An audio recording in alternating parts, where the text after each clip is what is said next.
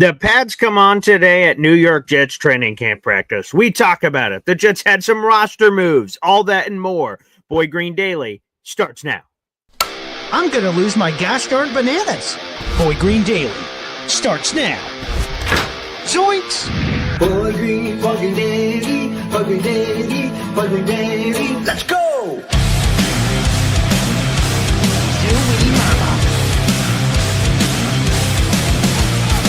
Put your seatbelts on. Get ready for the ride. We're the freaking New York Jets, so we're built for this shit.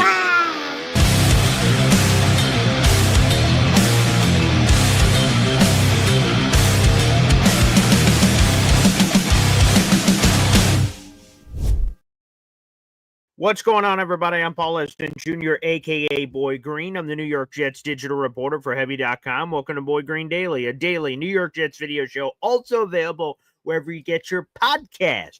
Let's give a big shout out yesterday. Of course, NFL insider Matt Lombardo and the wonderful, amazing Judy Batista of the NFL Network and NFL Plus joining us yesterday for a surprise visit. In case you guys missed that interview, that is available in our video section. The previous weekend, Jeremy Fowler joined us. So we're on a roll, baby. Things are popping, locking, and dropping. Now, before we go any further, I've got a few housekeeping notes. I messed some things up.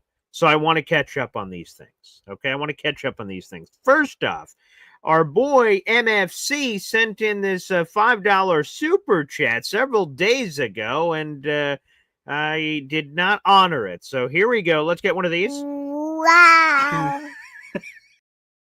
Woody, which you guys could catch Boy Green Meets Woody every Tuesday and Thursday at 3 o'clock. So first off, I want to give a big shout out to MFC. That's been added to your total for our raffle contest, which, by the way, it's over on the 31st. So guys, 31st is Thursday. Jets Cowboys ticket. Those are up for grabs. Also, I'll let you guys know this right off the top of the show. There are 5 tickets left. This does not include the 2 we're giving away on August 1st later this week. We have 5 tickets left to the Boy Green Tailgate Extravaganza. If you want to be interested, you know how I said, oh, well, the tickets will be available till they're gone. There's 5 left in our section, and then it's over. It's out. Then you can no longer sit with us, and you're on your own, and I'm out of the ticket sale business. So, again, 5 tickets are left to the Jets-Cowboys game of Week 5. So, if you had a change of heart, we had a few people had a change of heart over the weekend, and we were able to secure those tickets. My Jets ticket rep said there are 5 tickets left. 1, 2, 3, 4, 5. They're $300 a pop. You get a ticket to the game. Jets-Cowboys, section 228, okay, which is right here. Let me throw this up on the screen. This is it, section 228A. That is the left side of the screen is the full image of the stadium. The right side is that circle is where we are, an end zone view coming up there. So it's $300. You get a Jets Cowboys ticket. Okay, very nice. You get a tailgate ticket, water and select alcohol before the game, and Chef Kevin Gilbert caters all the food, and then a T-shirt to commemorate the event Jets Cowboys. There are only 5 left, and once they're gone, they're gone. This isn't one of those, oh, they're gone. Oh, just kidding. We have a few more. Nope, it's 5. That's all that's left. Good luck. If you have interest, reach out to me on any social media, at BoyGreen25, Facebook, Twitter, Instagram, YouTube, somewhere. Reach out to me or email me. I'll give you guys the email all at once, okay? It's my first name, my middle initial, my last name, and then jr@gmail.com. That is Paul, Paul. The letter, ESDENJR@gmail.com. If you have interest in coming to the tailgate and you have interest in jumping on, make sure you hop on the train. So I just want to make sure that we get that out there in the universe. And once they're gone, they're gone. Okay, so we caught up on MFC. MFC, like I said, your super chat is in. Another thing that I missed was DNY for Life sending in 5 memberships. I totally butchered it yesterday. I thought Judy Batista was trying to get my attention off air, and then it turned into a whole thing. So my apologies. We ended the show a lot earlier than I intended yesterday, so we're going to make up for it today for sure. DNY for Life sent a 5-pack of Boy Green Coffee Club membership. So first off, let's get the chimes, and today is Pads Day, so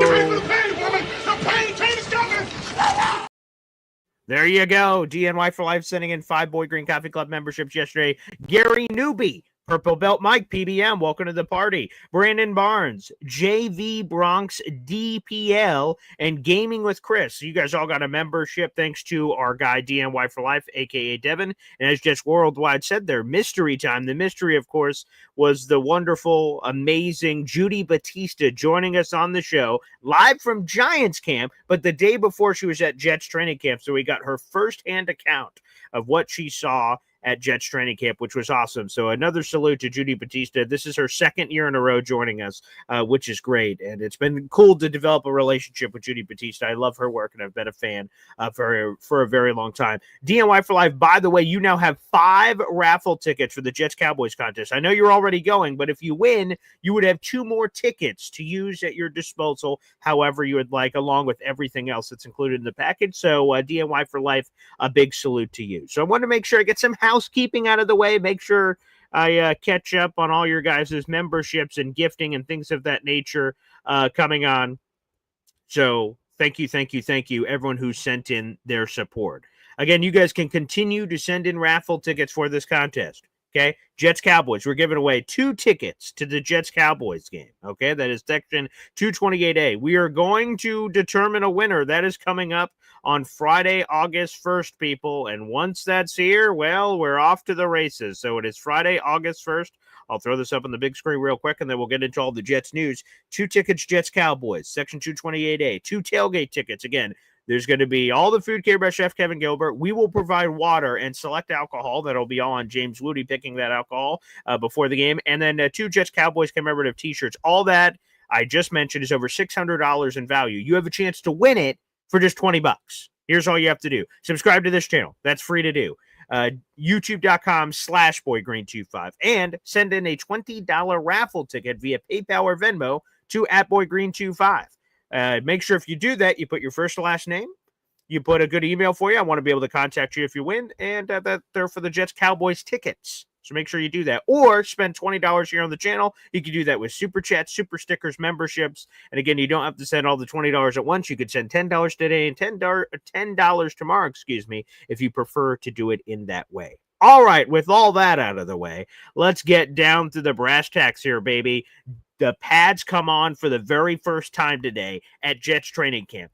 Intensity is about to pick up, and physicality is about to pick up. Here's what Aaron Glenn said on Saturday, what he's looking for today when the pads come on. What do you want to see from the guys when the pads come on this week? Say it again. What do you want to see from the guys when the pads come on next week? Well, the physical part of it is one. I mean, that's just part of football. And then also, man, you have to be smart, because there's one thing of just being physical. It's another thing being physical, also being smart. So those things that we're looking for. Guys, there's one more thing that you don't want to look for, but it's coming. Injuries. Okay, I've got a full column coming out at 9 in the morning on Heavy on Jets about the pads coming on today and what it all means and all that jazz. And they'll be up on the Heavy on Jets website. We'll try to get that article by the time some of you who rewatch this program get a chance to check that full article out on the physicality and everything that's coming. But injuries are inevitably coming. When you put pads on, people start smacking each other out there, inevitably injuries are going to happen. We don't want injuries. We do prayer circles and hoping it's none of the top guys, but they're going to come. So just embrace it. Winter is coming. Injuries are coming. Across the league, the Jets are no different than anyone else, but I just want to make sure that's put out there in the universe. And the intensity is going to pick up here at training camp for the New York Jets. It is coming. So I just hope you guys are ready for it. Buckle your seatbelts. Pads are coming on today, and that's going to lead to some intensity and some action. We'll get back into pads in a second. I want to get to the roster moves yesterday real quick by the Jets. They claimed a player off waivers. Okay, and let me quickly explain how the waiver wire process works during the offseason. EZ, Edward Ziff, he's brought this up several times, so I think it's worth re-bringing up, okay? So right now, the waiver wire priority, which there's 32 teams in the league, and they're ranked appropriately with how the draft went. So the Jets had the 7th overall pick. They have the 7th overall waiver wire priority, which means anytime a player is cut, the Jets have the 7th best chance of landing that player, as long as none of the teams, the 6 teams in front of them in the draft, from the draft order, claim that player, the Jets get him. And that's what happened yesterday. The Jets claimed, let me get him up here. It is Ryan Bump. That's his nickname, Cooper. He's a defensive back for the Miami Dolphins. They cut him. So he's on waiver for 24 hours. The Jets put in a claim for him. If they land the player, they immediately have to make a corresponding roster move to create the roster spot that they just created, obviously, or acquired with Ryan Cooper. So Jets have a 91-man roster. They put a claim in. If the claim is successful and they're bringing Ryan Cooper in to allow a spot for him to be in, you got to kick a player off the island. And they did that, which we'll get to in a second.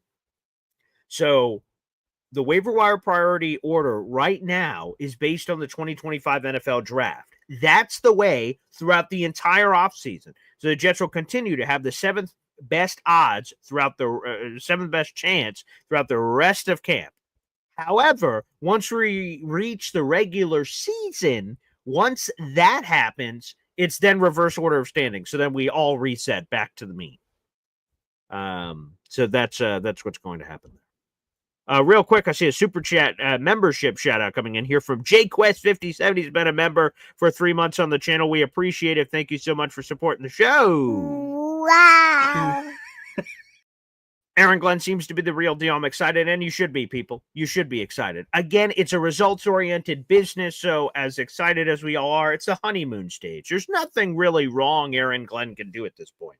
And if so, we will talk about it here on the show. But there's not really much wrong he could do right now. So, yeah, you should be excited. It's an exciting time. I appreciate that. Thank you for sending that in, JQuest57. So that's how the waiver wire works. And the Jets claimed Ryan Bum Cooper from the Dolphins. So let's talk about that move first. I'm going to be honest, sort of confusing. I don't really understand why the Jets are adding another corner/defensive back to the room, because you look at the corners, you got Sauce Gardner, you got Michael Carter, you got Brandon Stevens, you got Azariah Thomas, you got Quantez Stiggers, you got Isaiah Oliver, you got Jarek Bernard Converse. Where is Ryan Cooper fit? Where in the hell is he fitting in that mix? Unclear. So, all right, okay, add another corner to the room, I guess. But perhaps the more interesting move was the corresponding move. Kai Kroger got voted off the island. That was one of the Jets' punters. So the Jets only have one punter on the roster. That's Austin McNamara. What's going on there? And I can see a lot of you guys, right? Fox D saying special teams.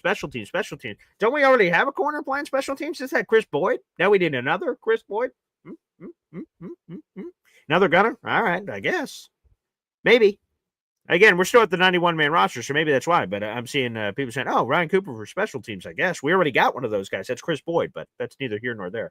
Taylor Sterling says he's big sad about Kai. Yeah, Kai Kroger has been kicked off the island, which means is the competition won here for Austin McNamara? Is that just what happened?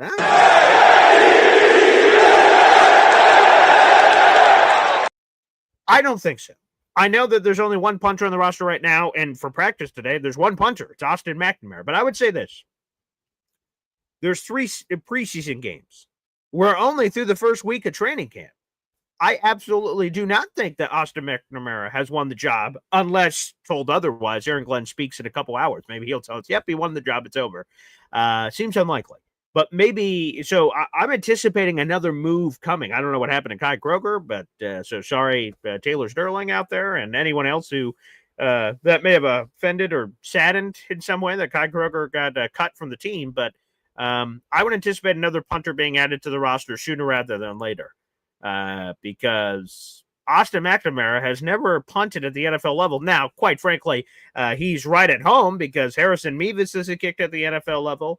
No. Caden Davis, the undrafted free agent rookie, no. And then obviously we have McNamara from last year. So we have a lot of youth and inexperience in the special teams department. So despite what Austin McNamara may have shown in the first week, I don't think that's happening.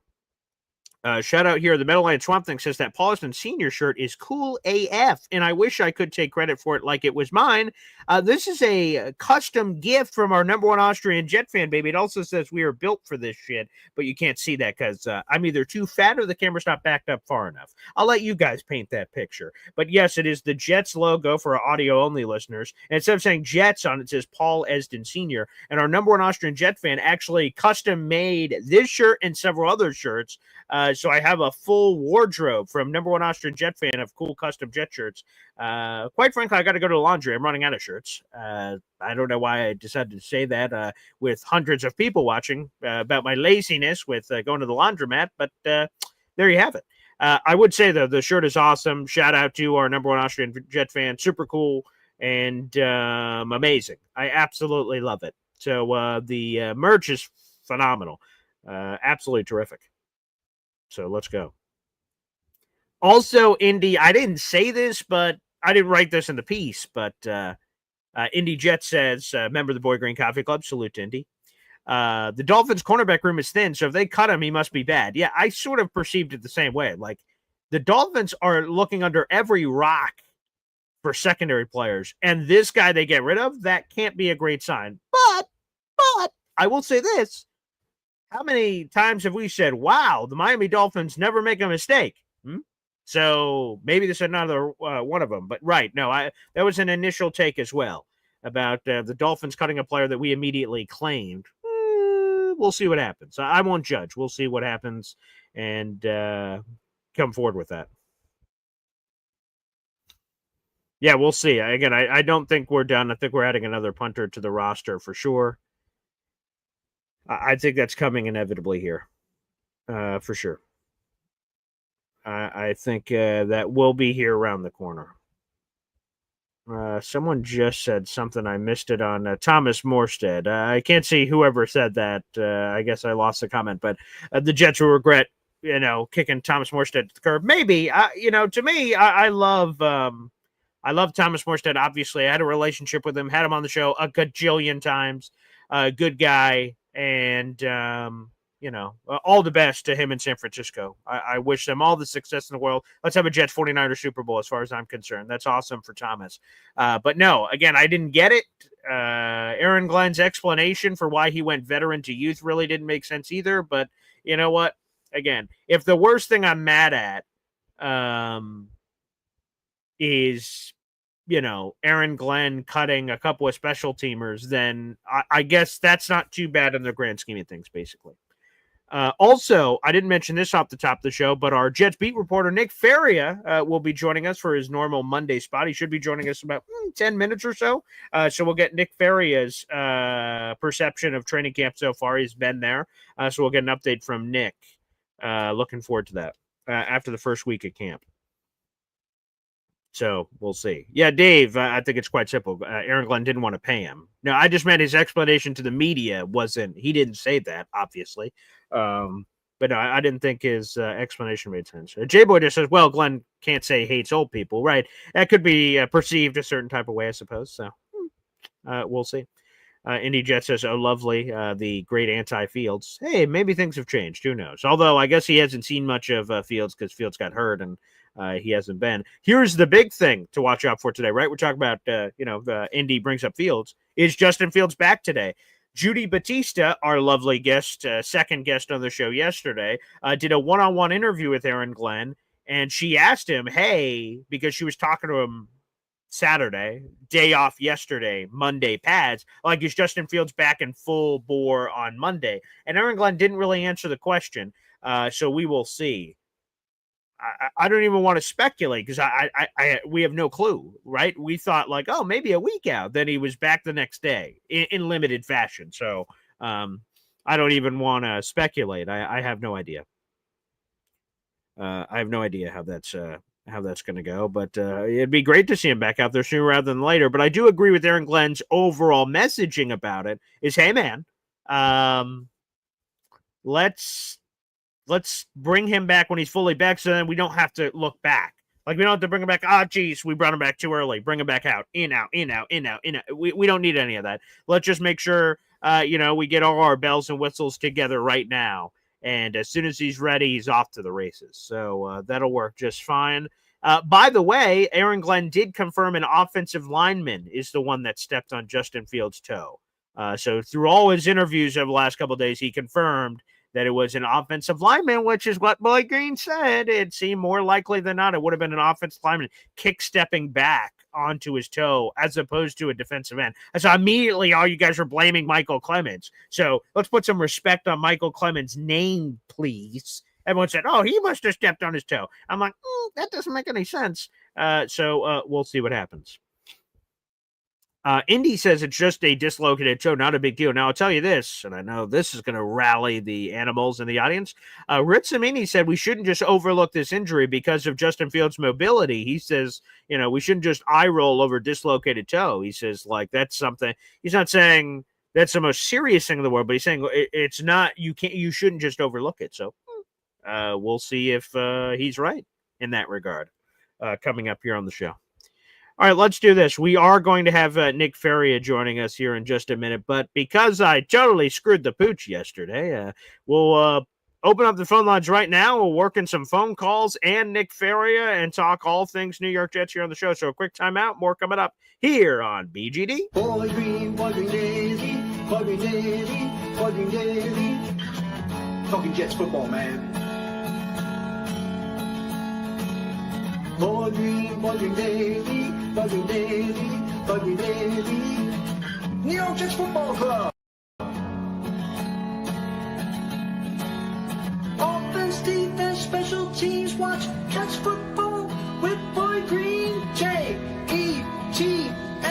Jets. Let's go. All right, I see a couple of questions in here. Phone lines are also open. That is youtube.com/boygreen25. If you'd like to call into the show. Again, we should have Nick Ferria in about a couple of minutes here on the show. Jets beat reporter, JetsXFactor.com. He has been at these training camp practices, so we could get a firsthand account of his takeaways, and he's probably, I would imagine, driving to Jets training camp practice right now as it's set to kick off. So we'll see how long we have Nick Ferria for before we get a dip. Mahar Khalil, hey, BG, good morning, Jets fan. What are your thoughts on Hall already having a fumble? I did have a joke in my head that I did not say anywhere or post anywhere about Bree Hall having another fumble. But again, we have to perceive this in the same way as a quarterback throwing an interception. Again, it's not, let me just start off with, obviously that's not good. Bree Hall had 6 fumbles last year. We don't want any more fumbles this year. That's a great way to find yourself to the bench, obviously. But I would say in the same way, well, Brees, get them all out of your system right now before we get to the regular season. I think that's the best way to put it. And I saw we had another Bree Hall comment. I'm unlikely to scroll up and find it, so I'll just repeat it. Someone said, Paul, what's your thoughts on the I'm not their guy comment from Bree Hall? And I know that's gotten a lot of runway. There's been some people that have been writing about that comment. I would say this, as it pertains to all that. Bree Hall's right. He's not their guy. But here's the positive, right? Jamie Sherwood wasn't their guy. Sauce Gardner wasn't their guy. Garrett Wilson wasn't their guy. What do I mean? Well, they didn't draft any of these people. And sometimes when a new regime comes in, they're like, it's your guys versus our guys. They're trying to get their imprints all over the team. And they need to do this or they need to do this. Come on, man. Darren Moochie and Aaron Glenn can see the same thing the rest of us can. Sauce Gardner, really good at football. Garrett Wilson, really good at football. Jamie Sherwood, really good at football. Like, not a hard evaluation. Yes, we want to keep these guys. So Bree Hall, yes, technically is not one of their guys. He did not draft them. They've only drafted a handful of players, whatever came up in April's draft. But Bree Hall has said it right at the presser. It's on me, Bree Hall, about himself, to prove that they should give me the bag 100% on his extension. Like, I'm not expecting an extension.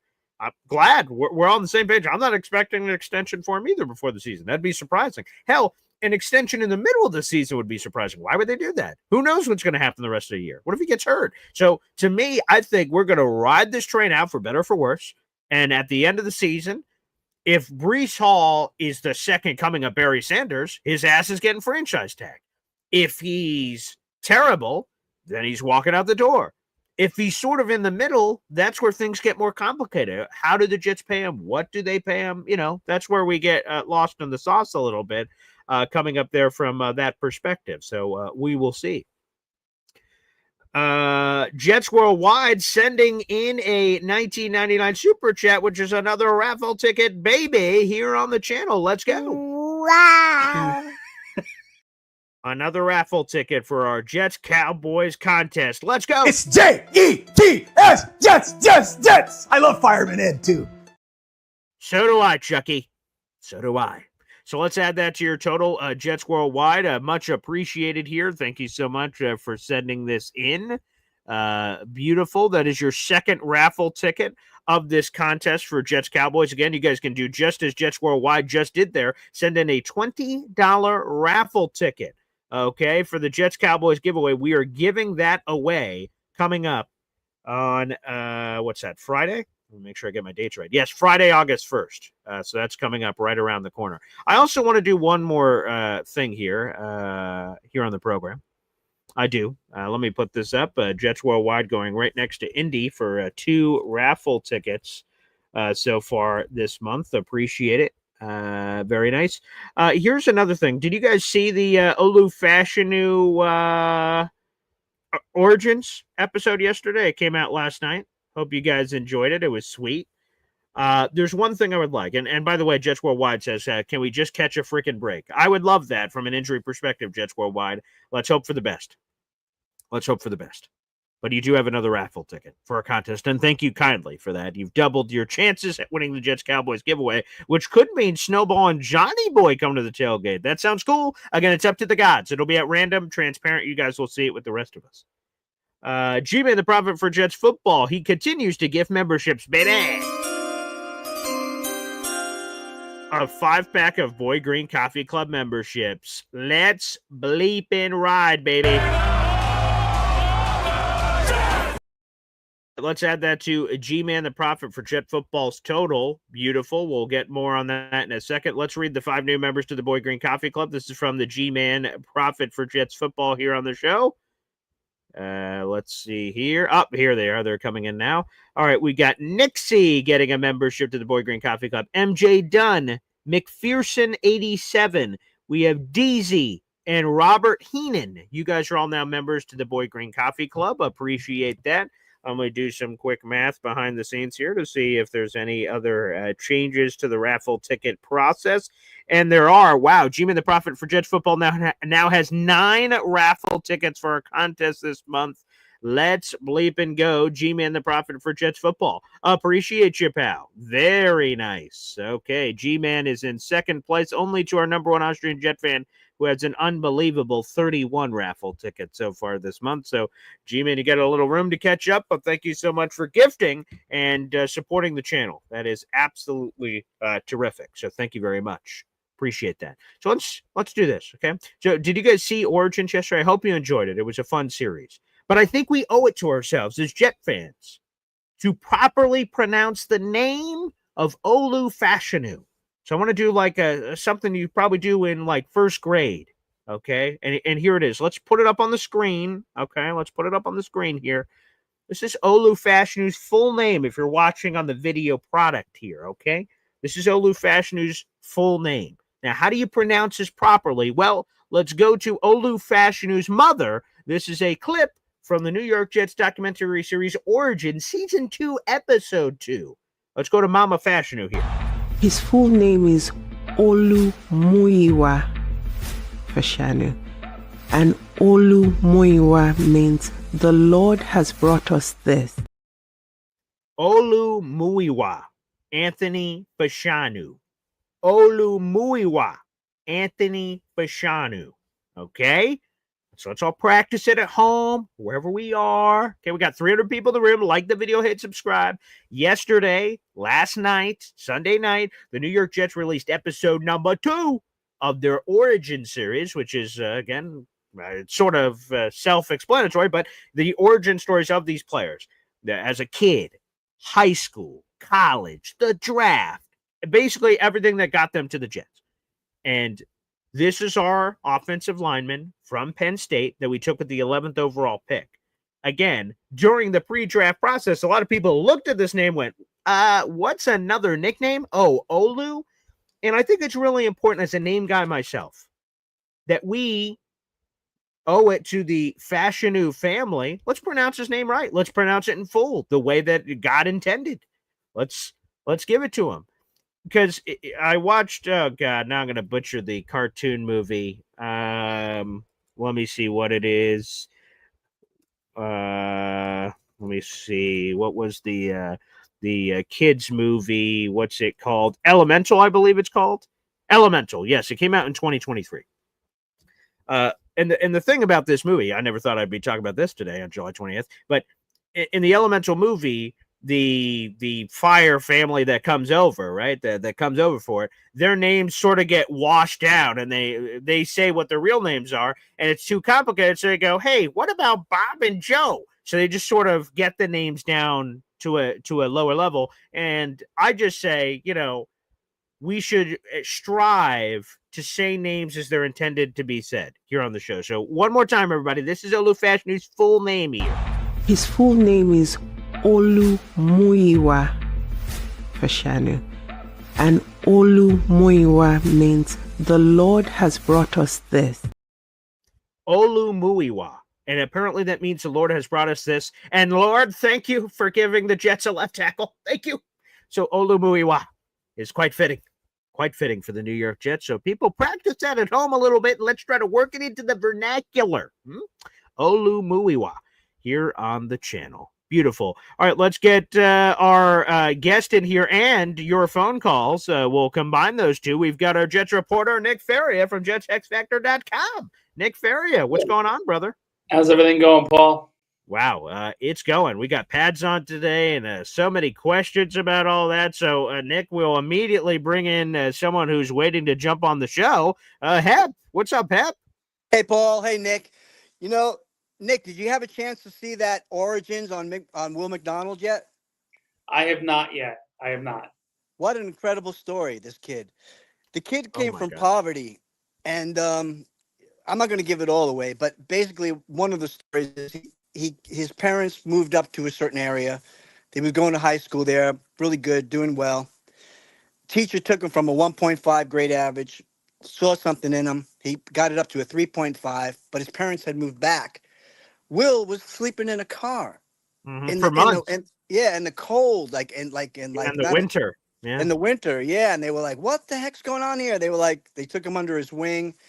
Really, what a story, this kid. I mean, and to see him thrive now, I mean, forget about it. With the right coaching, I think we're going to see something special out of this kid. I will tell you, Hep, I saw episode 1, that's of the Origins series, and episode 2 dropped yesterday. There are so many pivot points just in this documentary. Maybe there's even more that didn't make the show, obviously, but so many pivot points of Will McDonald's life that if this goes this way instead of this way, he's not in the NFL. He's not a first-round pick, sleeping in his car for months. Will McDonald working at McDonald's. Okay, McDonald's. That's interesting. Yes, apparently that happened as well for old Willie. His coach begging him 10, 15 times, "Hey, come play football." I'm a basketball player, dude. Get lost. No, thanks. No, please, just give it a whirl. And then he was saying, "Fine, I'll do it." And then his mom didn't want to do it. So the coach's like, please, Mama McDonald, just let him play. I just want to. And then all of a sudden, look at everything he's done. So it's an insane story. And I think another part of the story, Hep, is this, right? So Will McDonald looks awesome. 10.5 sacks last year.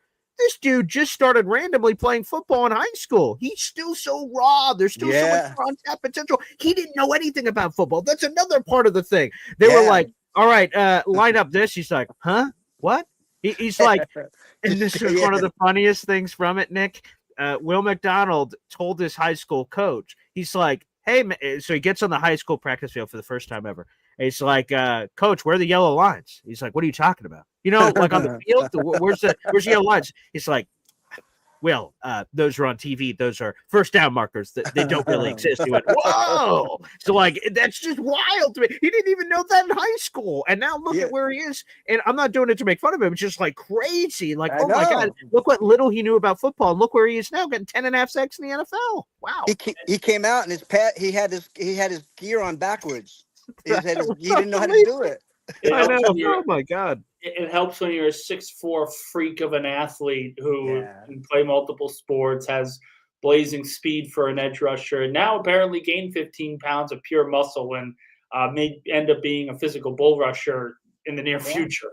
So let's throw this question in, Nick, just because you were there. Will McDonald, Armand Membu. We've been hearing some crazy stories about those battles. Give it to us. Give us a play-by-play. Obviously, you were there. Yeah, listen, I think Armand Membu has more than held his own against McDonald. I think people who are concerned or would be concerned in a situation like this, little bit of an overreaction because I think Membu has won plenty of times. That isn't to say that McDonald has not dominated in his own right. That spin move of his is absolutely absurd. The closest thing that I can compare it to is Freeney's. I look at the way McDonald has used that speed. It's incredible. He's got a great first step off the rush. But the one thing you saw that really changed kind of everything for me happened on Saturday, where towards the end of practice, they're going down in a 2-minute drill, and Will McDonald completely overwhelms Membu. Not from a speed perspective.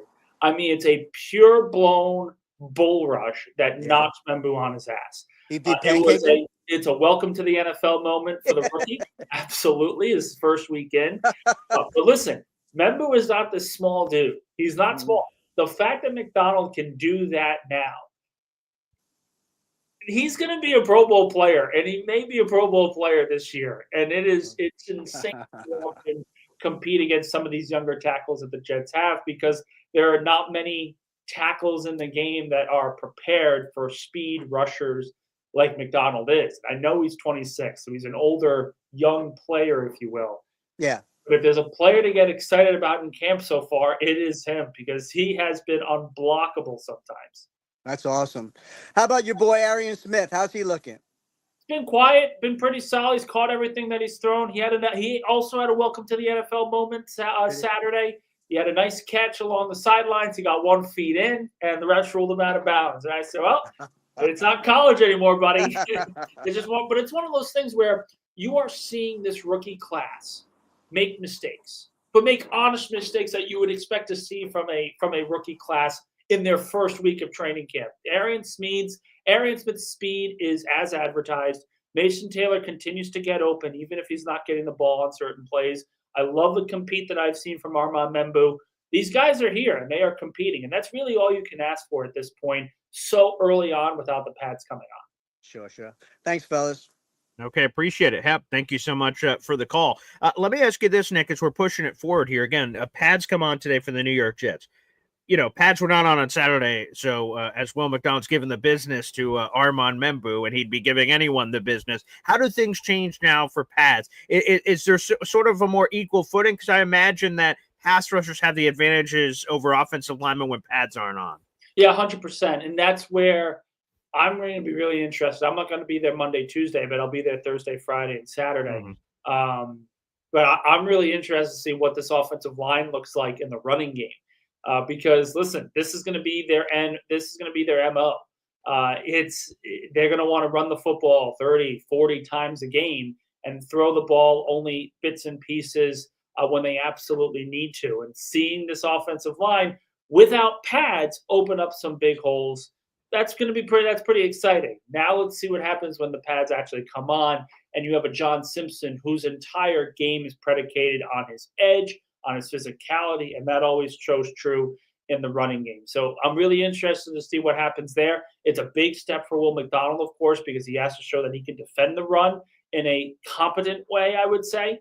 He's an easily 10-sack player, and you need those kinds of players in the National Football League. But if he wants to be a 3-down player, he's got to be able to stop the run. So that's going to be a big test for him. It's going to be a big test for the cornerbacks. The Jets want to play a lot of physical style, physical brand in the secondary. And we also have to remember that this is one of the most penalized teams in the NFL. And this is actually coming from a defensive scheme that was one of the most penalized in the NFL. You look at the Detroit Lions last year. They were second in the league in penalties, particularly on defense behind the Jets. So how does that look like with the referees back, with the physicality back? Does that change anything? So there's a lot to look at when the pads come on. We're going to be able to see bits and pieces of it, but it'll be pretty exciting moving forward. All right, we got a lot of sizable super chats coming in here on the show. We'll get to that in just a second. First off, Big Country 87 is sending in a super chat. You'd love to see it every time I get a super chat message coming in. We hear from my daughter, Zariah Luna. Wow. All right, Big Country 87 sending in a $10 super chat. By the way, Big Country 87, you're another $10 away from another Jets Cowboys ticket, so keep that in mind. You just got to do that before we reach August. So I believe August 1st is on Friday. So as long as you get that $10 in over the next couple of days, you'll be in for another raffle ticket. His question is, so there's a good chance Aaron Rodgers will be eating some AstroTurf week 1.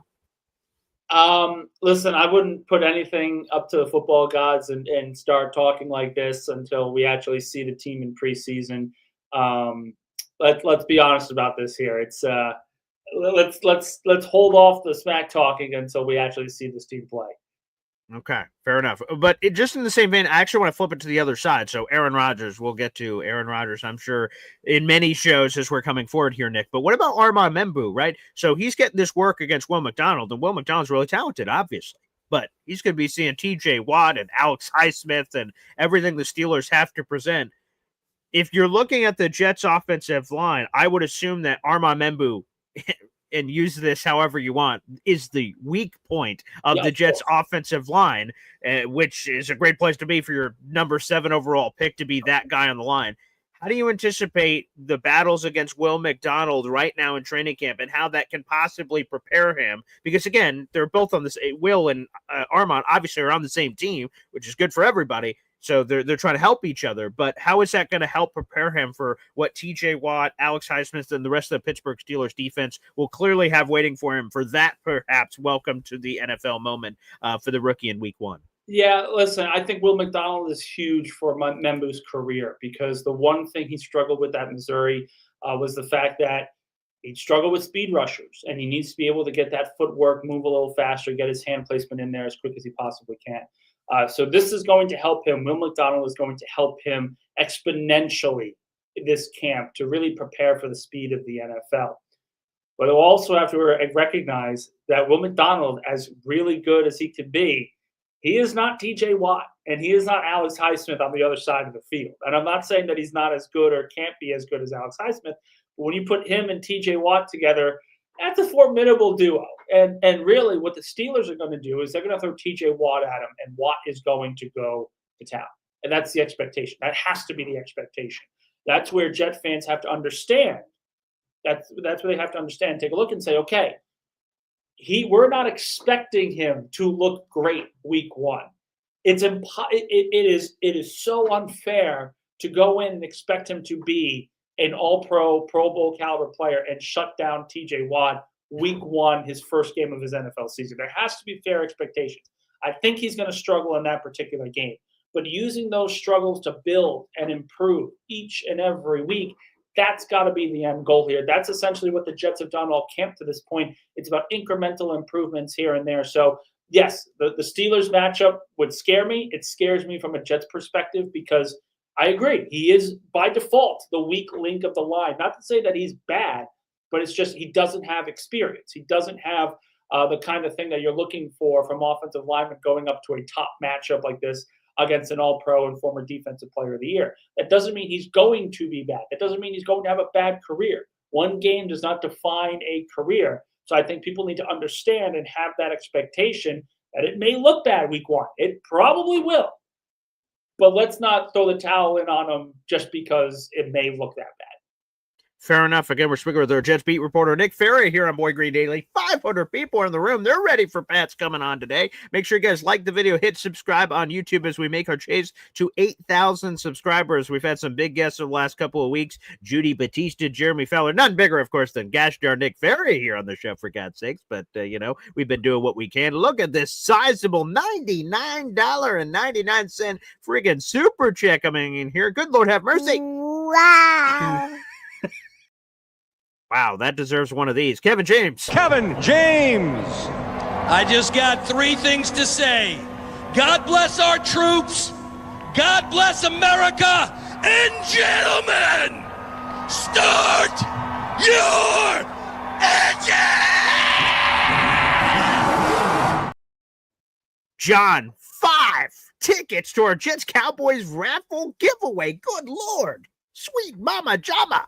When I was at camp Friday and Saturday, John says, I noticed Tyler Johnson was getting a lot of targets. Get me in that raffle. We sure did, John, and thank you for that. Yeah, was that the 7-on-7s where Justin Fields found Tyler Johnson right over the top?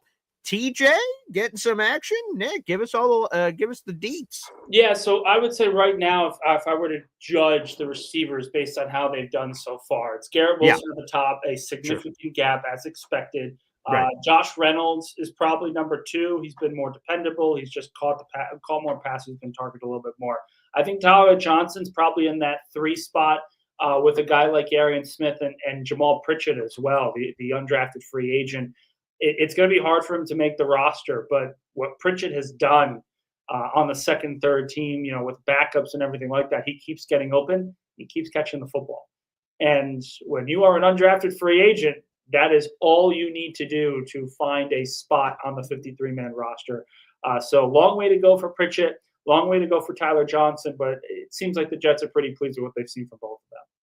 Now, I will say this because I'm sure Tyler Johnson, sort of like Stone Smart, some of these others sort of went under the radar. They weren't big money deals or anything in free agency. But I work with Tyler Johnson's cinematographer, filmographer, photographer, everything, because he was hired by Tyler Johnson, and Tyler Johnson was invited to the Justin Fields, Jets West, Jets South, whatever you want to call it, is what he was there for. And he was just giving me stories about Tyler Johnson behind the scenes working with him this offseason. And he's just like, man, Tyler Johnson is so hungry for this. He wants this. He wants to take this to another level. He thinks it's a great opportunity. Tyler Johnson, of course, has a Super Bowl ring on his finger from his time with the Rams. So we'll see. Here's the thing, and Nick, and I'm sure you would champion this. You mentioned this big gap, obviously, between Garrett. I hope there's a big gap between Garrett Wilson and all these other guys, is that there is opportunity. And that after Garrett, who knows who wide receiver 2 is or 3 is, although it seems like Josh Reynolds is leading that pack. But, there's opportunity if someone wants to seize the day, that they can seize the day with preseason games and training camp this offseason. It seems like if I was a wide receiver and I could go anywhere, oh, boy, I want to go to the Jets because I think I have a chance to sort of surge up the depth chart. I would disagree with that. If I was a receiver, I would stay at least in this offense for right Fields, now. right? Well, not just Field, but like we did this a couple weeks ago. It's right. Look at the numbers. Okay. The average attempts that Fields has this season is 355. If Yeah. that's going to continue, you expect 150 to 200 to go to Garrett Wilson. You expect 100 to go to the tight end position. That's already just 150 targets left to go. And you still have to get the ball to the running backs, which Fields does a lot. So you think maybe, let's say, split in half. Well, now it's 75 targets. So Tyler Johnson, Josh Reynolds, Arian Smith, Lazard, Corley, all these guys, they're competing for 75 attempts. That's not a lot. What they have to do, and I think this is very important, this is really the crux of what the wide receiver 2 and 3 positions are going to be about. They have to make the most of their opportunity.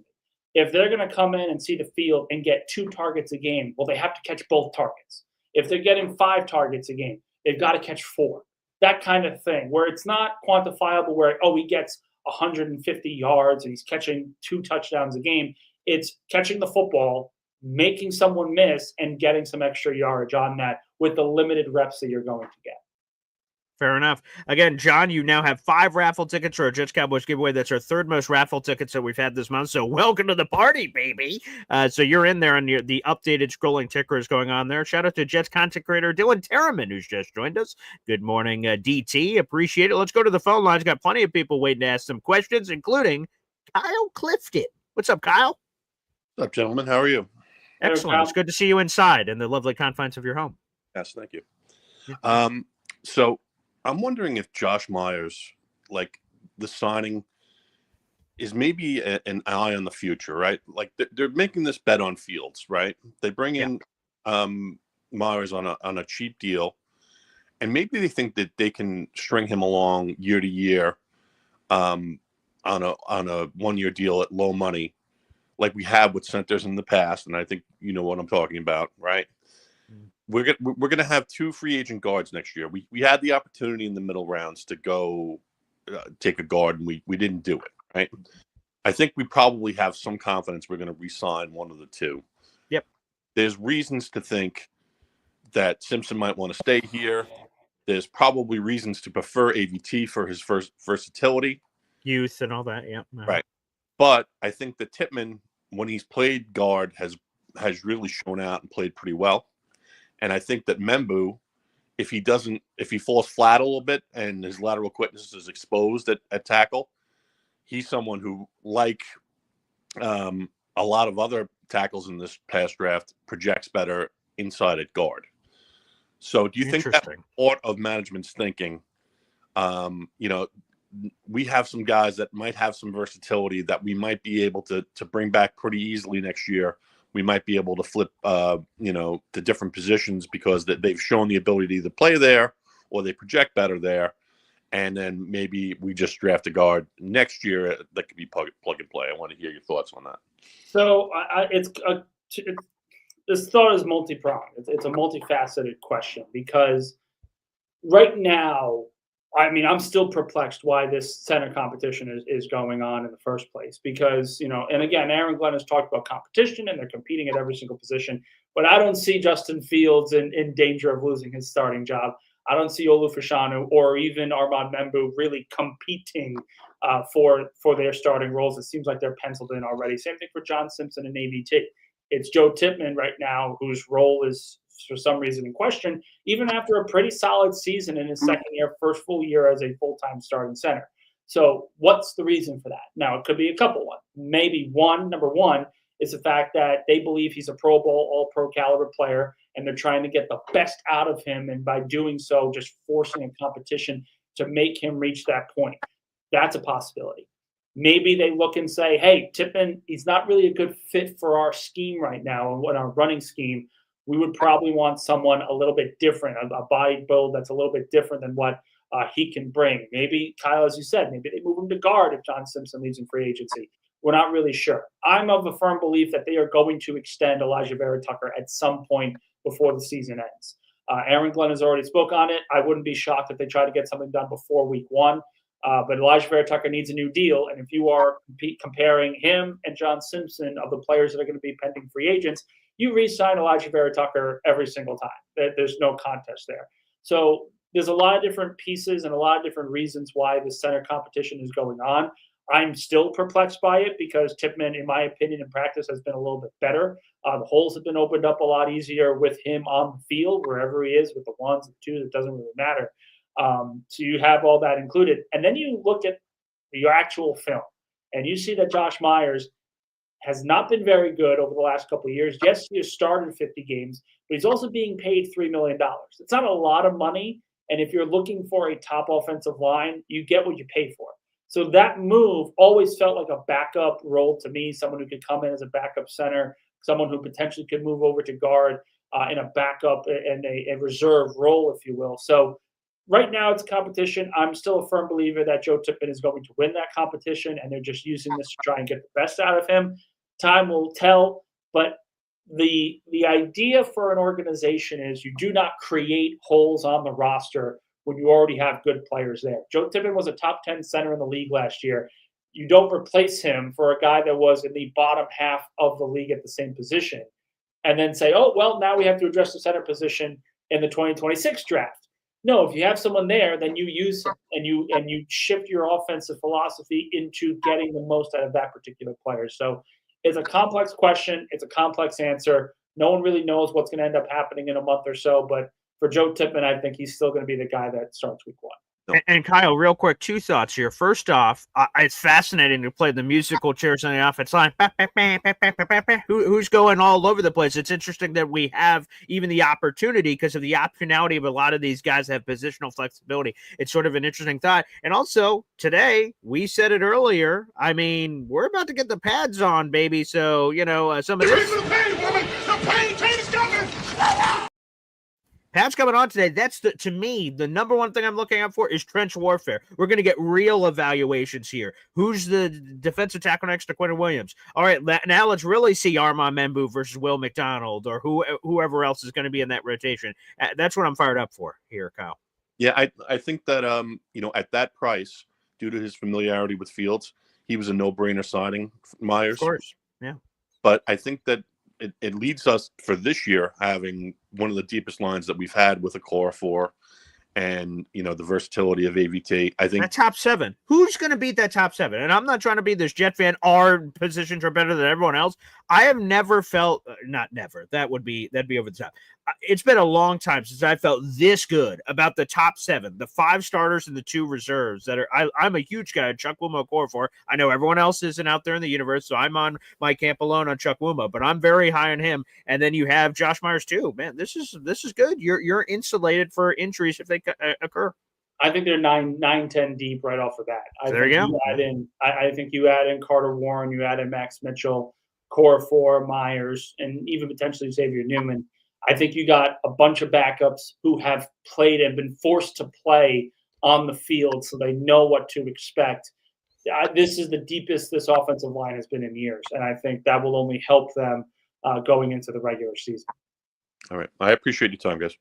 Kyle, thank you. All right. Enjoy the AC, perhaps, that may be running in your house right now. Very nice. Again, we got 600 people in the room. The numbers continue to grow. Like the video, hit subscribe, baby. We're trying to make a chase to 8,000 subscribers. Before the start of the show, we're like 150 and change away. So let's keep it rolling, baby. Jets content every bleeping day here at 7:30 in the morning. All right, let's go back to the phone lines here. We got plenty of people waiting on the show, including Johnny Boy. What's up, Johnny? Hey, what up, Boy Green? Nick, my guy. How's it going, Johnny? Good to see you, man. You too, man. How about our Mets, bro? Listen, I've come to the conclusion that everyone is just way too overreactionary to baseball itself. I see a 7-game winning streak in July. I say, great, keep it going, win the division. Talk to me in September when they start playing.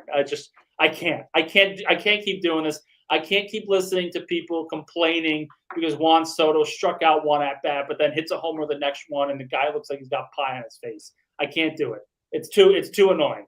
Nick, by the way, Johnny Boy, also, what about the Syracuse Mets getting a walk-off win on Sunday afternoon? So a complete series sweep of Omaha. So, okay, Syracuse killing it, New York killing it. Very nice. Very nice. Yeah, man. Hey, so I wanted to ask this quick question, Nick. Sure. So you've been at the camps, right? Yep. I wanted to ask you in each individual group, right? So the linebacking group, the offensive line group, et cetera, on the different sides of the ball. What players are emerging as the leaders that you see out there that are being more like they're using their voice, and you're seeing that out there? Well, it's hard to gauge sometimes. I will say on defense, Tony Adams is loud, and he gets the defense pumped up. So it's nice little thing to see. The defense is still led by the top guys, the Williams brothers, Sauce. Those are the it's a facto leaders on defense. Offense, it's been more of a quiet group. It usually always is. If you're offense, you're not talking smack. You've got a job to do. You've got a rep to win. All those different things. Passion comes from the defensive side. Offense comes from the, hey, let's go to work. Let's do this. Let's do that. I know they've loved the leadership that Justin Fields has had. I know they really like what they've had from their offensive line. Garrett Wilson's done a great job. I wouldn't say there's any one person standing out from a leadership role on offense, but that's to be expected when you're learning a new system and you're trying to get everyone in the right place. Gotcha. And then the other thing, in special teams, how is Gibson looking? He's competing. That's pretty much everyone's MO at this point. Competing at punt returner, competing at kick returner, all those things come into account. I think the Jets are far better off of what they've got as a returner than they have at punter and kicker right now. So do you think that he makes the team, or? I hope he don't. He scares me every single time he's back there, man. I think it's a coin flip right now for him. I think it's really a coin flip because he hasn't done as much on offense as Pritchett. He doesn't have the ceiling of Smith. He's been better than Malachi Corley 100%, but is that a high bar? That's the thing. It's like, okay, so how many receivers are they going to keep? It's Wilson, Johnson, Reynolds, Smith, Lazard, maybe Lazard. Maybe Corley as that fourth, like that. That's that open competition. Pritchett could be in. Gibson could be in. There's a lot of questions there in regards to that. So Gibson's still going to have to earn it, and I think the pads coming on will be a very big step for him because he normally excels when the pads are off because he can use his speed, he can use his athleticism. When the pads come on, he has a tendency to sort of disappear, if you will, because of the physicality of the game. So if he can show out in a big way during preseason games and also in practices with the pads on, I think that's a big step for him. And my last question, you've seen everything so far, and I know it's still early, and I know the pads are about to be on, but who's going to be a surprise cut that we're not talking about right now?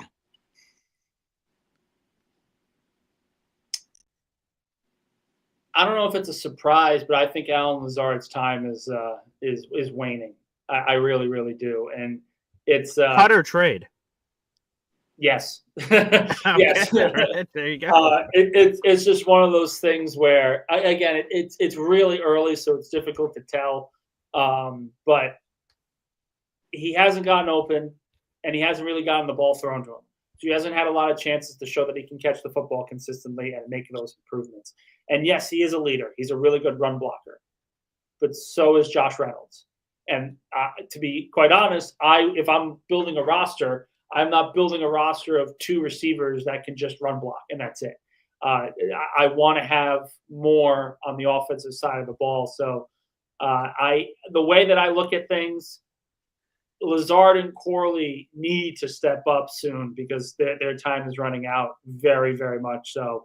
On defense, it's a little bit more difficult because I think the positions are kind of set, if you will, to this point. I mean, no, they're not going to cut Andre Sisco. He's been great. They're not going to cut Jamian Sherwood or Quincy Williams. They're not going to cut Quinton Williams. So the stars are still there. It's just a matter of figuring out the other role players to go along with that. Yeah, 100%. I think something that I saw, the report that Nandi is like the 4th rotational player at that position. They're rotating everyone in, though. That's the thing. Like, and Pat's on.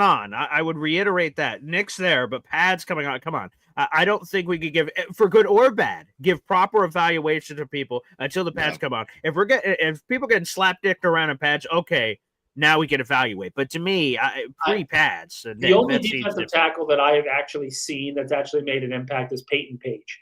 I love Peyton Page at Clemson. Just out of nowhere, this guy made 2 massive tackles for loss, and he got a sack on Saturday. And I was sitting next to Robbie Sabo, and I sat there and said, wow, okay, we're going to be talking about Peyton Page today. Did not have that on my bingo card. So it's camp. These kinds of things happen. Let's wait to see how everyone looks with the pads coming on, how Justin Fields looks with the pads coming on, because I think that's a bigger question more than anything else. There's a lot to wait and see about. Thanks for the call, Johnny. Appreciate you, man. Appreciate it. There he is. Of Jets Worldwide, wide. By the way, because he asked this question, I'll work it all in together, and you guys can go to this YouTube channel. It's all one word, Jets Worldwide, wide. Nick, what's the process for beat reporters when attending training camp? Give us the 411 here. So we go in different times. You know, coming from Bayside, it's about an hour and a half, so I have to leave pretty early, to say the least. I'll ask a couple of questions in here in the middle. So if practice starts at 8:30, I'm making it up. When are you normally there by? I'd like to be there around 7:30. And the only reason for that is if I leave at 7 and it's an hour and a half drive, I'm getting there as practice starts. Right. And also because the Bronx traffic, as we all know, is just terrible. You go in, you pick the wrong time, you're there for an hour. You pick the right time, you're in and out in 5 minutes. So I think it's one of those things where I have to get up a little earlier, leave a little earlier, so that way I can be there without anything, any random stuff happening. So okay, you arrive at 7:30. What happens? You get to the Jets facilities, practice an hour away. What's your day like for the next hour? Normally I'm prepping articles, so I have a pretty good indication of what I'm going to be writing about the day before. They'll usually have a sign sheet that these are the players that are going to be talking today. These are the coaches that are going to be talking today. And it's just one of those things where you sort of prep as much as you can. You sort of get ready to go. People start coming in around 8:30. Then we go out to practice. You come back. You go up to the patio.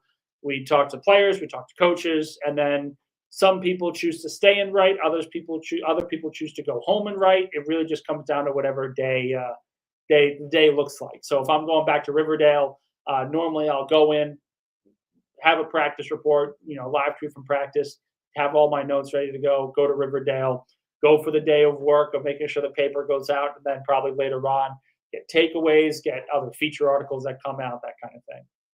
What are the? I think this is really important for the fans because this is a great thing that you provide us, and thank you so much for carving out the time every week to do this. This is awesome. What are the rules? Because people are like, Nick, do more of this video. I want this, and then right, you're just like, hey man, there's rules here. I'm not allowed to do this, that, or the other. Again, you know way better than me. What are the rules of what you guys' media are allowed to do and not allowed to do during training camp practices? So there are periods where we can record on our phones. That's where you normally see like individual drills, stuff like that. And then we also, and then by that point, after that set time, it's about 15, 20 minutes, I would guess, we would then be able to live tweet from practice. And a big part of it is the rules in there. So everyone's aware. We cannot comment on who's first, second, or third team. We cannot comment on it. We cannot make it clear certain players are working with other players that are penciled in starters. Interesting. So it's obvious if I say Garrett Wilson from Justin Fields, 15-yard pass, but if it's someone like, I don't know, Jamal Pritchett, 15-yard pass from Justin Fields, can't say stuff like that because that will give an indication that he's working with the ones. So you can't have any comment on who's running with the ones. You can't comment on schemes if there's a reverse, if there's an end around, if it's a screen. Can't really comment on that because it's part of their policy about making sure they do not share as much as they give. And then also you can't record videos throughout practice as well. So they're pretty restrictive on what we can and cannot say throughout the practice. So you got to get a little creative on how you report on some of these things. And then one last one on this, and we'll go to the other callers and everything. I got to imagine, I've not been in your position, Nick. I've applied for a joint practice to go to or a practice to go to in a couple weeks, and I guess I'm going to be in your same position. How do you see everything, right? So your eyes saw it all. I'm looking at you. I'm trying to look in your eyes and see if I can see what you saw. But then you come and do this, and you've done. This isn't the only show you do. You do other shows, and people ask you questions, and the entire time in your head, there's a little voice guy, I imagine, by the file cabinet. Nick, sure you don't say that, okay? It's always against the rules. So how do you do that? How are you talking to me right now? But know that certain files, I don't care what Boy Green asks me, I can't open that file. I'm going to get in trouble. So how do you balance it? That sounds like impossible. It comes with time. It comes with time. It comes with experience. I come from more of a radio speaking background than a writing background anyway. Mm-hmm. So it's a little bit easier for me to talk about what I see during practice from a purely objective standpoint. I've been around the NFL for a very long time. I've been writing for a long time, but being on air, obviously, Paul, it's a big difference. Things that you can share, the passion you can give, all these other different pieces to that. So those things all get included into it. It's easier for some, it's harder for others. It just comes down to the preference.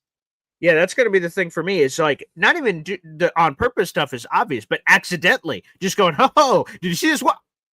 I mean, there was just, and doing some of that. So interesting question. Thank you, Jets Worldwide, and also Johnny Snowball, or Jets Worldwide, excuse me, well represented here on the program. A couple more callers here as before Jets practice gets underway here. Mr. Famous Fulton graces us with his presence. Good morning, Paul. How are you this morning? Yeah, we're doing great. What's going on, buddy? Well, I'm getting ready for my big softball game tonight. Okay. In Indianapolis. What position are you playing? I am playing center field. Okay, center field. That's an important position. It's an important position, Mr. Famous Fulton. You need a lot of range. Is your game later tonight? Yeah. What time is it? It's supposed to be at 6 o'clock tonight. Well, you've got like 8 hours to go, buddy. Yeah. So what are you going to do until now between then? That's right. And Nick, with the various I'm just gonna rest today because I need it. Yeah. So yeah. And your team needs it. Your team needs you at your absolute peak, your physical peak, your mental peak. You got to be ready, Mr. Famous Fulton. Yep, and I've got to get ready for my future plans for next year, Paul. And you got to get ready for your future. What? I missed you there. Future plans coming up. Oh, okay. Well, I won't pry, but okay. Future plans. Sounds great. Yep. Sounds good.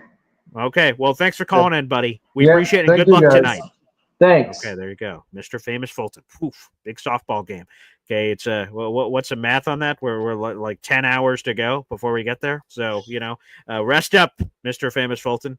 Rest up, young man. All right, let's go to a couple more calls here. Ricky New York Live graces us with his presence. What's up, Ricky? Ricky?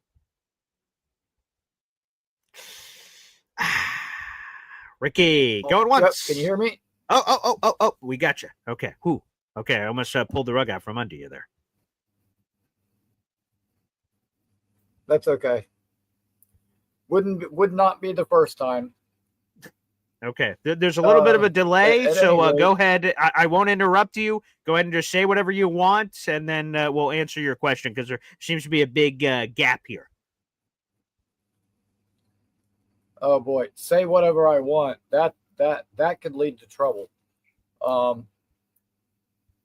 At any rate, I wanted to know from Nick, since he's the insider and he's at practice and gets to see all the stuff that we aren't able to see.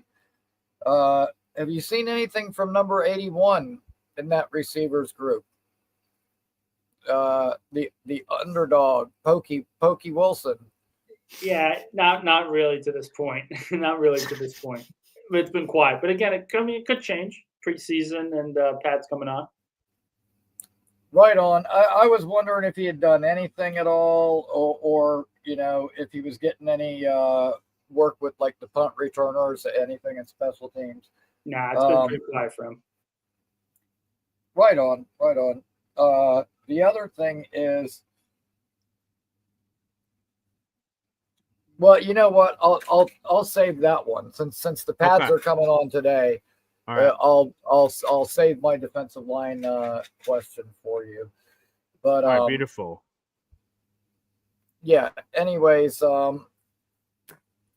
man, I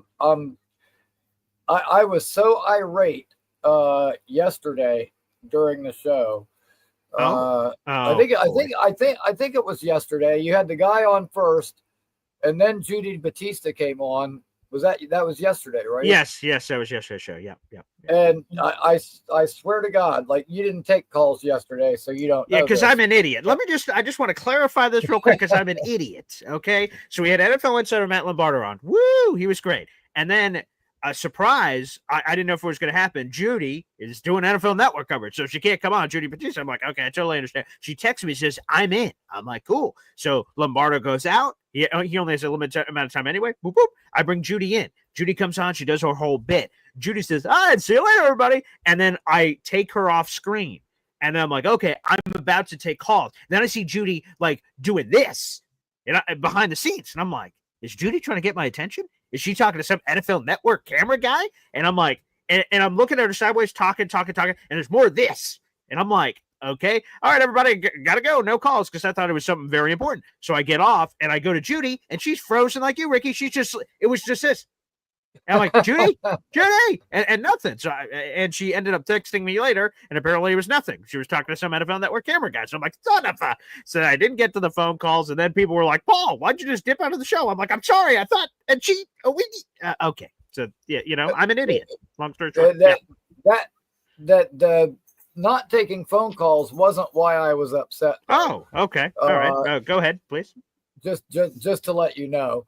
Good. I'm telling you, like. Lombardo was on first, and then Judy Batista comes on, and I'm telling you what, I was like literally sitting here like yelling at my computer, going, "What the hell is this? Where is Faria? All right, we're supposed to have Faria today." And I know you said that there was going to be a big surprise, and eventually there was a big surprise for me, as I figured out that yesterday was actually Sunday and not Monday. That is correct. Faria joins us every Monday on the program at 8:00 sharp. Yes. It's been a friggin' tough weekend for me with the job, and I am just beat up. However, I did get some good news this week too. Okay, good. I'm glad.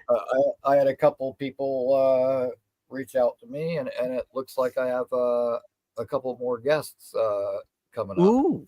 Okay, well, congratulations on that. That's awesome. Of course, Ricky New York Live, for those who do not know, is talking about his YouTube channel. He's gotten into the New York Jets content creator game, which is excellent. Congrats. I also do want to say this for Nick, that you were so upset that Nick wasn't on the show, that Nick has become such a prominent guest that it would upset you that he's not on the. He's like, what? the world? I have booked my life around Nick Ferry joining Boy Green Daily at 8 o'clock. What in the name of everything that's on?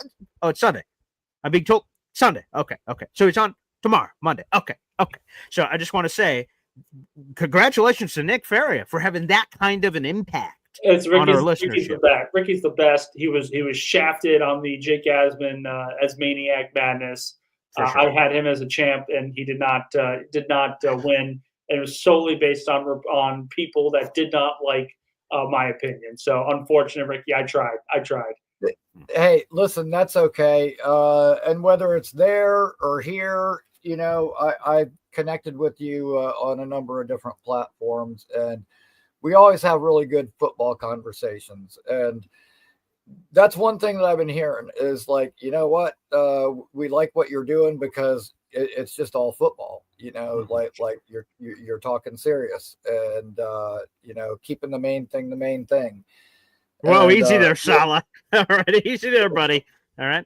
That's not a solid quote. Yeah, I know. I actually think he stole that from Coach Norvell because Coach Norvell used to say that all the time. Hey, I'll take the Florida State thing over the Salah thing. Yeah, I will. I will too. But at any rate, yeah, I'm looking forward to seeing what transpires today with the pads coming on, and we'll actually probably get to see some pass rush. I mean, it's not going to be full contact. No, but a massive upgrade. And hey, Ricky, I've got a little surprise for you. Next week at 8 o'clock, Nick Ferry will likely be talking about that padded practice right here on Boy Green Daily. I just wanted to let you know that is very possible going to happen. I'm looking forward to it. I just got to keep track of what day it is, which sometimes is tougher than you would imagine. Feel free a calendar, phone app. Certain watches do it. I got this watch over here. It's telling me right now. Apparently, it's Monday, so that's good to know. You know what? That's the sad part is I actually have a calendar hanging on the wall. And, but I see. In my defense, what's the last day I checked off on the calendar? The 24th, I guess. Oh God, you need to sort of keep. It's the 28th today, Ricky. You need to sort of keep track of that checking off system. Work it into the routine. The last day I have checked off, and man, like I said, I did, Friday, Saturday, Sunday, 13 and a half or more hours, which today was a little over 14. And I just wanted this to be said, you're like, oh boy, I thought it was Monday. Can you stop trying to fast forward through the weekend? It was actually Sunday and you were trying to make it Monday. Again, most Mondays, I guess suck, but like Nick Ferry makes it all the better because he happens to join us every Monday. But like force feeding the weekend, let's try to enjoy the weekends, huh? It's gonna be a lot of Jets game days on Sunday. Hey, I had to work all weekend. Today and tomorrow is my weekend. I'm off. Okay, well, there you go. That makes sense. Okay. The math there. Yeah, it's just a matter of perspective, I suppose. That's true. It always is, which is life. So, Ricky, I want to thank you so much. We're looking forward to all the guests coming up on Ricky New York Live. Excellent. Thanks, man. And hopefully the mailman will be here today with my Derek Nottie jersey. Oh yeah, there you go. A Derek Nottie jersey. That's the only one I knew that is currently in rotation, but God bless you, Ricky. God bless you. All right, Nick, let's wrap up here quickly. Final note here. So it's pads come on today. Obviously, intensity reaches another level. There's going to be inevitably injuries, of course, when, these high-profile athletes are going 60 miles an hour crashing into each other. What's the number one thing you're looking forward to today and, quite frankly, obviously, moving forward with pads being on? Comes down to Justin Fields, man. He's at the point where I think he took a major step forward, not just in his recovery, of course, from the toe injury, but also as a quarterback at 7-on-7 on Saturday. He looked the best that I've ever seen him. Ball was coming out really, really well. It was on time. It was with accuracy. It was with touch. All those things, all the words that you describe a good quarterback, that's what Justin Fields looked like on Saturday. But now with the pads on, he has to show a mastery of the offense, mastery of the position that he has not done, not just during Jets camp to this point, during team drills and off-season workouts, but through his entire career. He's got to be able to step up in the pocket, have better pocket presence. The release has got to be quicker. He's got to read the defenses faster than he has in recent weeks. So this is going to be a big step for Justin Fields. It sounds like he's going to practice today. He was working with the team this morning. So there's a chance that he's back on the field without any limitations. So that's obviously a great thing to watch. But it comes down to him. If he can develop, if he can produce as a quarterback, the Jets are going to be a lot better than people think. If he is the same kind of guy that Chicago and Pittsburgh saw, this could get really ugly because this offense is going to be predicated on what Justin Fields can do as a quarterback. Fair enough. Nick, thank you so much for joining us on Monday. Joining us here on the show. Appreciate it, and looking forward to next Monday you joining us on the show. Appreciate it, man. Thanks so much. There he is, Nick Ferrier, our Jets reporter from JetsXFactor.com. A couple of things here. We have 700 people in the room, and specifically 164 coming from YouTube. And I see we have 85 likes. The math doesn't math. Make sure right now, you guys, it's a free way to contribute. Hit that like button if you're watching the show and you're enjoying the product. Hell, even if you're hating the product, I'll take a pity like. I'll take a hate like. That counts all the same, baby. Make sure you guys do that. Also, we have a massive giveaway going on here on the channel only for the next couple of days. Here is what's up for grabs. 2 tickets to Week 5 Jets-Cowboys game. That's Section 228A. 2 tailgate tickets. Food catered by Chef Kevin Gilbert before the game. It's a phenomenal menu. Drinks before the game. That is water and select alcohol. And 2 Jets-Cowboys commemorative t-shirts. That entire package I just said is over $600 in value. But you have a chance to win everything I just said for $20. All you have to do is this. Subscribe to my channel. That's free to do. That's youtube.com/boygreen25. If you're watching on YouTube right now, subscribe if you're not already. If you're watching on Twitter or Facebook, jump over to YouTube right now. Open up a new tab on your phone. Open up a new tab on the computer. Go youtube.com/boygreen25. Subscribe. We do monthly giveaways, so this is not the only one we're ever going to do. And specifically for this contest, you have to submit a $20 raffle ticket. You can do that via PayPal or Venmo. That is at boygreen25. BOY, green the color, GREEN 25. Put your first and last name, a good email for you so we can reach out to you if you win, and that this is for the Jets Cowboys giveaway. You can always spend $20 on YouTube as well. We had John earlier on the show today send a $100 super chat, which gave him 5 raffle tickets, $20 a pop for a Jets Cowboys giveaway. We'll be drawing that winner coming up on Friday, August 1st. You guys are going to want to jump on this. NFL games are expensive. To have a chance to go to an NFL game and bring someone with you and get merch and get some food before the game, you cannot do that for $20 anywhere on the planet. So you can buy it. But do just as John did. He bought 5 raffle tickets. You can buy multiple raffle tickets to increase your chances. As long as you don't spend $600, it's a great deal because you're getting it for less than the prize. You have a chance to win that action. So I want to thank everybody for joining us. If you haven't already, we've had 2 terrific guests on this week beyond Nick Ferrier. Judy Batista of the NFL Network. She was at Jets training camp on Saturday. She had a one-on-one conversation with Aaron Glenn. She spoke with one-on-one with Mason Taylor, one-on-one with Armand Membu, and she joined us yesterday for a full interview. You guys can check that out in our video section. Last weekend, ESPN NFL insider Jeremy Fowler joined us on the show.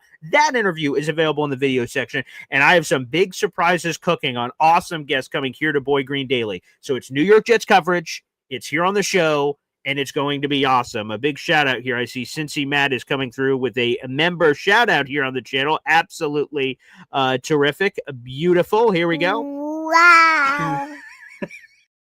Cincy Matt, for me, all eyes on Bree Hall, was told he looked stiff. We'll see if that's the case with the pads coming on. Cincy Matt, a member for 5 months, appreciate you. And one last shout out, because obviously with this giveaway I just mentioned, only one person is going to win, and they can bring someone of their choosing. There's 2 tickets of everything, 2 tailgate tickets, 2 t-shirts, 2 Jets Cowboys tickets.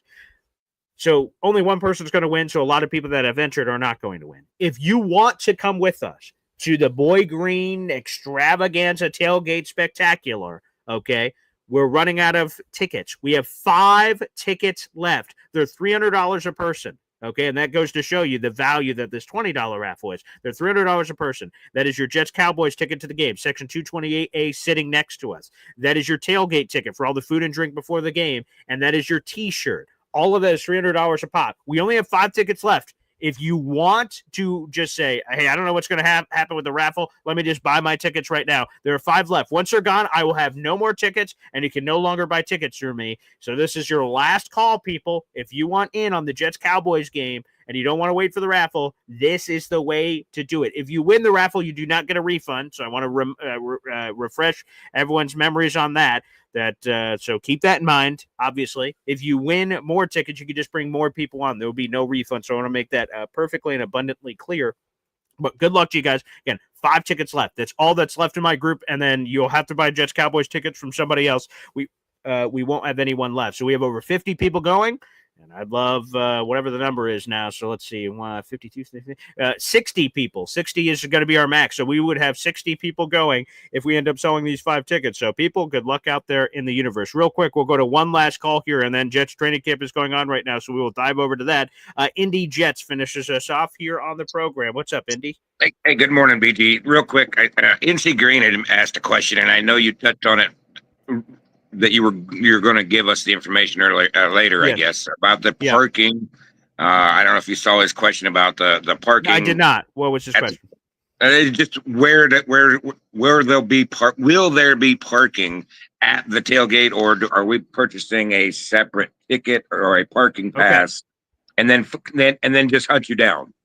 And I know you were going to address that, so I just wanted to just touch base, so those that don't know how it kind of works, you can give us your 2 cents. That's all Absolutely. I need, brother. Perfect. Thank you, Indy. I appreciate the call. Yeah, real quick, let me explain this to people. So that $300, if people have bought tickets already, there is no parking pass included. That is a separate charge entirely. So I just want to make sure that's perfectly clear out there in the universe. I will be able to, for every ticket purchase, so we're going to have whatever it is, 60 tickets or something, if all these final 5 tickets are bought. If you, I'm making this up. If Indy bought himself 4 tickets to the game, him and he brought 3 people along, he would be eligible to purchase through me, or technically the Jets, 4 parking passes. Okay, you could get as many parking passes that you have tickets corresponding, because the Jets are giving it to us for a value. It will be gold level parking. That's what they're giving us, I believe. And the number sounds a little shaky in my head, but it's like $45, I believe, is the special deal they're giving us because we're buying it as a group. You can purchase a gold level parking pass. That's where we will be tailgating. I will lock down this section soon, I promise, on where we're going. Me and Woody were just texting about that this morning. We've got like 3 or 4 locations, and we're finalizing it to 1, and then we're going to market the crap out of it. You won't miss it, and you'll know exactly where you're going to go for this Jets Cowboys tailgate. But you can buy an additional parking pass through us, but that is not included in the 300. I want to make sure that's perfectly clear from that perspective. So make sure you guys know that in the universe, parking pass is not included in any of these packages. Even in that raffle package, a parking pass is not included, so you have to figure that part out on your own.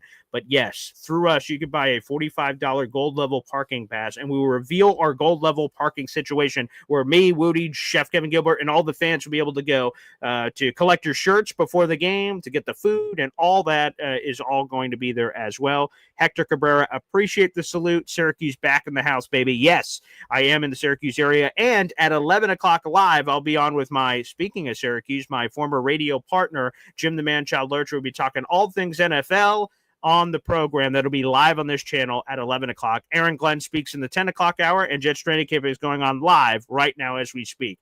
So everybody, thank you so much. What a popular show, having 700 people in the room on a Monday at 8 o'clock. Almost 9 o'clock is super impressive. Thanks, everybody. The support has been insane, and good luck.